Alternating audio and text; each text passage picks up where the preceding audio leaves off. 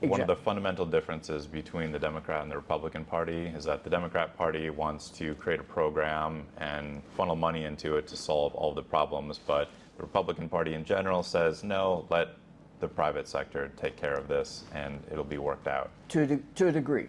Sure. To a degree, I agree with you, absolutely, but you're absolutely correct. Got it. Yeah.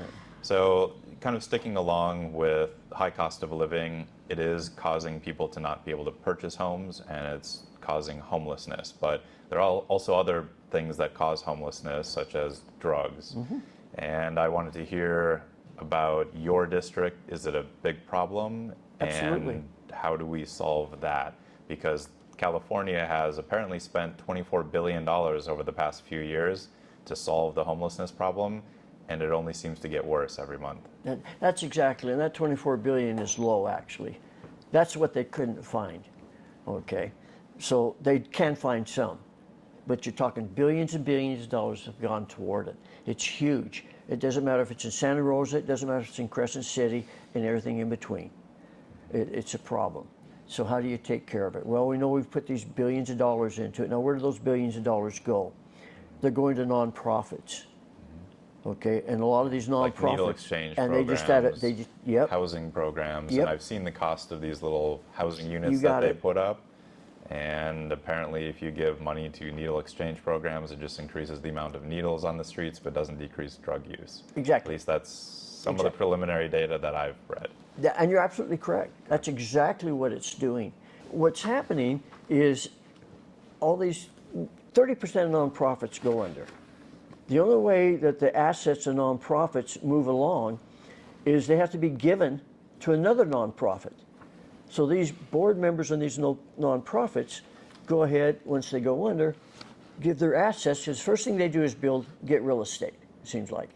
Okay, we need to build this, we need to have this building, so we're going to buy this. So that's what they do with the first thing. So when they go under, they take that and they have to give it to another nonprofit. So they'll do that, and guess what? They managed to get on the board of that other nonprofit. So there's a lot of it, but 30% of nonprofits are that way. We do not control it. What we need to do is hold them accountable, and we need to look and say, okay, this nonprofit is doing the job. They're doing a great job with it. So in that case, take this money away from these other nonprofits that aren't, and let's do the things that are working and quit doing the things that aren't. But we have to go ahead, it's just not providing the housing. Up in Crescent City, we're following a model that was actually in Arcata for small housing. How's that going to work? We don't know, but there's some wraparound services with it. Down from my house, within a quarter of a mile, is a large homeless encampment in the forest, in the redwood forest, okay? It's private land. The landowners don't even live there, and so it's hard to get them out. We're just starting to get some of them out, trying to clean it up. Okay, so what we need to do is look at that Prop 1, which I did not vote for, which barely passed, is okay, we're going to take care of it. The state's going to go take care of these drug problems. We're going to take this money back away from the counties. We're going to take the authority away from the counties to do all this. And so they barely passed Prop 1. That money will never end up with the drug dealers. I've talked to the homeless people. I've talked to a woman, her daughter, they were living in a van in an encampment, close to a school, so her daughter could go to school. I talked to her, she says, we never see any of that stuff. They don't come out and talk to us, these people. So do you think the money in the programs is actually just being laundered, or there's actual corruption going on, or Absolutely. It's just being extremely I believe there inefficiently is. spent? I'm not saying all of them. There are some great nonprofits. Yeah. There are some really good nonprofits. So you're basically saying we need to put in some kind of a framework. We need accountability. Yeah, that looks at what the nonprofits are doing and has some kind of tangible metric that we can measure as to whether or not it's actually decreasing homelessness, and then begin iterating effectively on this network of nonprofits and move the money to where it's most effective. We need measurable outcome. Sure. That's what we need, measurable outcome. Just like so would these IEPs. be changes in the grant writing process I think then? I think this is what's required. Okay. I know right now, there's so much paperwork that's required by the state that just basically goes into a file they never look at with it.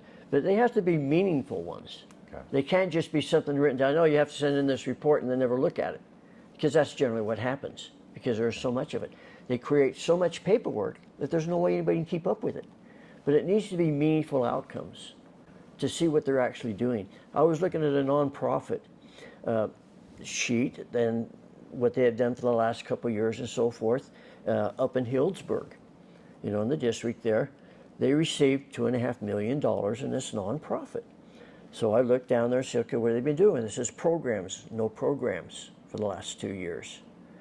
Okay, what have you been doing with it? Well, I got down to it, started a little bit further. Oh, they gave $250,000 out to people, which I'm going to assume was for rent assistance or electrical bills or something like that.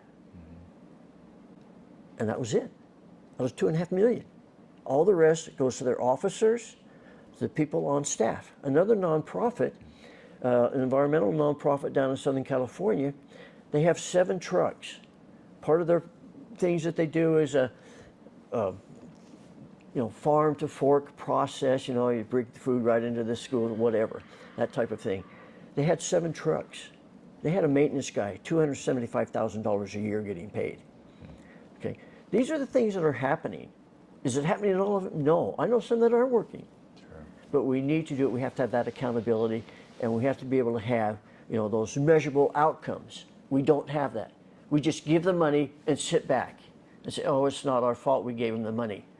And then the state keeps taking away local control. So the counties that are responsible for the drug use to take care of that, to help with that. Okay, the governor is now taking their money away, but yet telling them they have to do more, or he's going to take more money away. Sure. Because of local control. Yep. But we need to do it. We need to do a wraparound. We need to get to the root causes. And quite frankly, Prop 1 that was passed, by 1% at one, 51% to 49 or whatever it was, really close. Because people realizing when the government has proposition of money, just like the bonds coming up in November, that money's going to go to the state. It's going to be wasted.